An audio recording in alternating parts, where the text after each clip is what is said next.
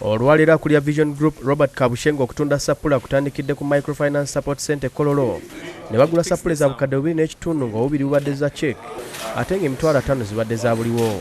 Akulira ekitongole kino ekisaasanya ssente za gavumenti mu bantu abawansi John Peter Mujuni asiimye omulimu Vision Group gwekola okukungaanya ssente z'okulongoosa ebigwa by'abajulizi e Namugongo ne Munyonyo. Nga Microfinance Support Center ekitongole ekyawadde bibiri ate basitafu baffe bawaddeyo emitwalo 5. Bw'avudde awo agenze ku Brenda's Beauty World Mabirizi Complex ne bagula za kadde era ng'akulira ekifo kino ategeeza nti bagenda kuzigabira bakasitoma baabwe ng'akabonero ak'okubeebaza era nga Gerard Mayanja yasoose okuweebwa aba Brenda's Beauty World sapule okumwebaza okubawagira. Okusobola okuwagira omulimu gwa Katonda kugenda mu maaso nga twetegekera okujja kwa Paapa kindowoozezza nti kyabuvunaanyizibwa nnyo okuba nti tuwagira omulimu guno era naffe sapule wadde tuziguze tugenda ate naffe kuzikiriza bakasitoma baffe. Yayongeddeyo ku Parliament ng'atuukidde mu yafeesi ya Clark General wa Kibirige n'amutegeeza nti abakozi mu Parliament baguze za bukadde 3.6 era n'amukwasa ssente zino wabula nga kuno kubadde kusoomooza eri ababaka ba Parliament.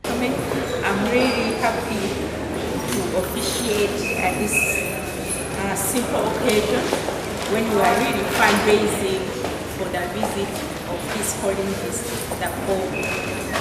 Omubaka wa Mawokota North Kiyingi Bosa yasoose okwambazibwa sapule era ne yeebaza aba Vision Group omulimu gwe baliko bw'atyo n'asaba ababaka abalala okuwagira enkola eno.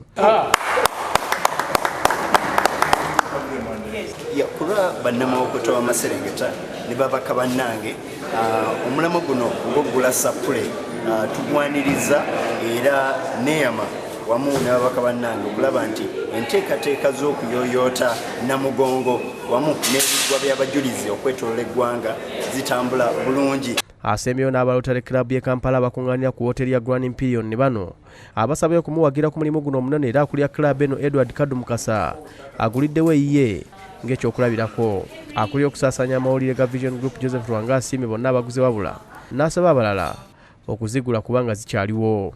Omulimu gukyali munene ate ng'omugenyi yatuuka wiiki ejja.